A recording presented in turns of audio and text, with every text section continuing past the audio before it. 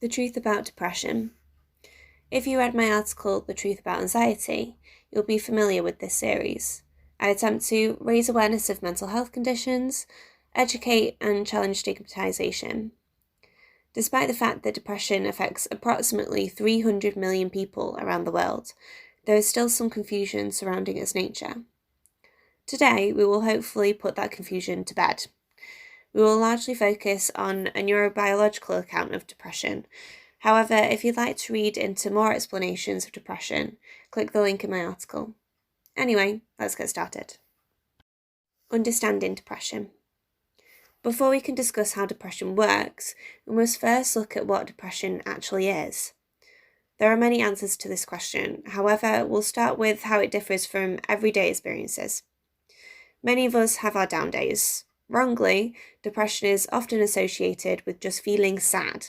However, it's much more. Depression can be distinguished from sadness, as depression tends to persist for much longer periods of time, and much like anxiety, depression is diagnosed when it interferes with a person's everyday life. It's been suggested that those with depression perceive the world differently. For example, Faith Orchard and others found that depressed participants exhibited a negative interpretation bias. This meant that they were more likely to interpret situations negatively compared to those without depression. However, don't think that those with depression have any control over this. They don't. As with any mental health condition, the symptoms of depression can vary between individuals. No two people will experience depression in exactly the same way. The DSM, a manual created for healthcare professionals to use for diagnosis, suggests that in order to fit the criteria for depression, you must experience one of the two core symptoms, namely, number 1, depressed mood, and number 2, diminished interest or pleasure in the majority of activities. The majority of activities does not include avoiding skydiving due to your persistent fear of heights. These are activities from which you once gained joy but can no longer bring yourself to take part in. Symptoms of depression can also include inability to sleep or oversleeping, fatigue, and feelings of worthlessness. However, this isn't an exhaustive list. Because of the nature of the core symptoms, many who suffer from depression withdraw from situations which would usually promote pleasure. This means that the routine activities which once felt easy, like meeting up with friends or family, can now prove a massive challenge. If you do know someone with depression who is demonstrating withdrawal behaviour, try to see it from their point of view. Imagine being so low that you struggle to get out of bed in the morning. A very cliche comparison, but a very real one for some. Often avoidance may feel like the only option. Having said this, as with anxiety, withdrawal only serves as a negative reinforcement that avoidance will solve the problem, which unfortunately it doesn't.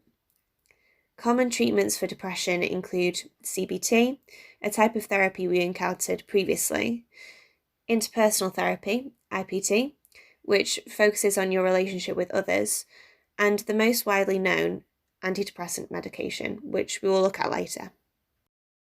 Depression and the brain. There are many causes of depression.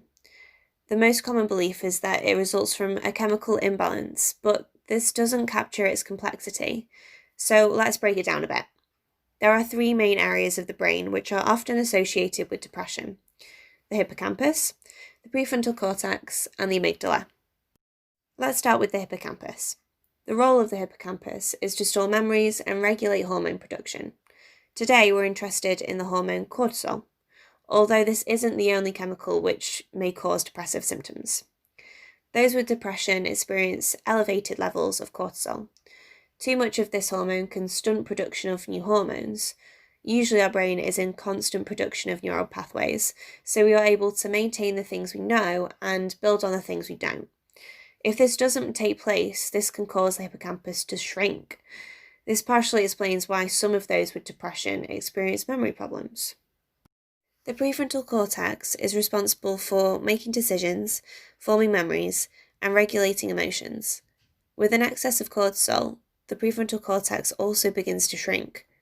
As this causes problems in emotion regulation, this could partially account for the persistent and intense low mood, which is often experienced in depression. Heightened levels of cortisol can also impact the amygdala. The amygdala controls emotional responses. Unlike the hippocampus and the prefrontal cortex, the amygdala expands with cortisol overproduction. An overlarge amygdala can cause problems with sleep and irregular hormone release. This is because the brain usually produces more cortisol in the morning and less at night. However, in those with depression, cortisol levels are always elevated. This might be why many people with depression experience irregular sleep cycles. Can medication alter the brain? With CBT and IPT, medication is one of the most commonly used treatments for depression. However, whilst many have heard of it, they do not know how it works. But can medication affect how your brain works? In short, yeah. Let's take a look how. It is suggested that by balancing out the chemical variants, we can reduce shrinkage of brain areas and therefore decrease symptoms. But how do they work? There are many different types of antidepressants, and there is no one type which will work for everyone. Today, we'll focus on the most common antidepressant, citalopram. Another one of those unpronounceable names that you passively accept from your doctor. Citalopram is a selective serotonin reuptake inhibitor, SSRI. Wordy, I know. These target a chemical called serotonin, which contributes to feelings of happiness and well-being. SSRIs prevent the reabsorption of serotonin back into the neuron, causing longer-lasting effects. In short, by keeping the happiness hormone around for longer, we can begin to improve one of the core symptoms of depression, low mood. So yeah, medication can alter the brain, but don't worry, this doesn't mean that it's hardwiring you into some robot. Sometimes our hormones just need a helping hand. Debunking stigmas. Let's take a look at what depression is not through a few common misconceptions. Number 1. If you're depressed, medication will fix it. For starters, there is no fixing depression. While some treatments may improve symptoms, this doesn't mean it is gone forever. Think of it more as dormant. At the same time, medication isn't the answer to everything. The use of antidepressants is only recommended for those with moderate or severe depression. Antidepressants do not work for everyone, and sometimes they can have side effects. Therapies such as CBT or IPT can be the better option for some people. If you know someone with depression, try not to be a know-it-all. It really depends on the individual. Number 2.